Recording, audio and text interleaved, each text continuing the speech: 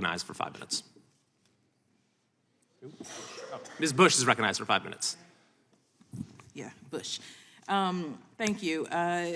First, let me just say to the advocates that are in the room, to Moms Demand Action, Students Demand, to every town, to every single advocate, survivor that is here, I'm sorry that you have to continue to keep coming back and, and advocating in this way and putting yourself in the middle of this trauma and pulling that forward to be able to save more lives. But as an activist myself, let me just tell you, on those days when it feels like I'm tired, I can't do anymore, just know that your presence, continuing to show up, continuing to speak, continuing, letting us see you, letting people see you, just know, even if it means you saved one life, that's a life that you save. You're saving lives. So I just want to remind you all that that your work is not in vain.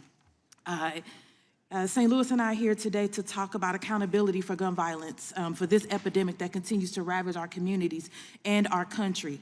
As my colleagues have pointed out, we lose approximately 120 people in this country every single day to gun violence. And firearm-related incidents are the leading cause of death for children and for teenagers in the United States, and that has been okayed. Actually, we've given it like a red carpet. This is no coincidence. It is the obvious consequence of dangerous policies in Republican-controlled states that flood our streets with guns and enable mass shootings that shatter families and destroy lives. I know this personally as someone who has survived and been traumatized myself by gun violence. But the Republicans are desperate to make ATF a distraction from their pathetic and shameful obedience to the NRA that's getting people killed. That obedience is having a devastating impact on communities around our country. Director Dettelbach, thank you for being here, and I'd like to ask you, yes or no, would you agree that the states with the weakest laws restricting gun ownership have Republican legislatures? I'm talking about Missouri, Alaska, Wyoming, Montana, Mississippi. Respectfully, it is not my role to talk about these kinds of questions in my law enforcement role. Well, I will say, I can tell you that a recent study by Everytown comprehensively documents the states with the weakest gun laws. The weakest gun laws, the states with the weakest gun laws are overwhelmingly Republican states. Yes or no, Director, would you agree that these states have some of the highest rates of gun violence? And again, I'm not there to take issue with any of the data that you said, but in my role as running a law enforcement agency, we take the laws that are passed by legislatures like Congress and we implement them as best we can to protect people. Others have that debate and will continue to, of course. It's an important discussion. I'm not minimizing it. In my current role, it's just not part of what I'm focused on doing. Well, thank you for that. And they do. For example, in my home state of Missouri, which is a Republican state, it is among the 10 states with the highest rates of gun deaths in the country, the highest rates of gun deaths and the weakest gun laws in the country. This is a state that Donald Trump won.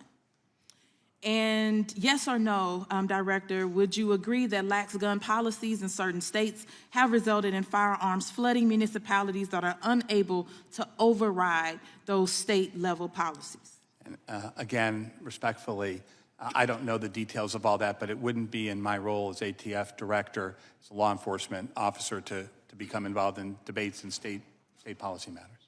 Communities like St. Louis experience the brunt of gun violence, this epidemic, because of state-level policies in Missouri and elsewhere that fail to enact common-sense gun laws to keep our communities safe.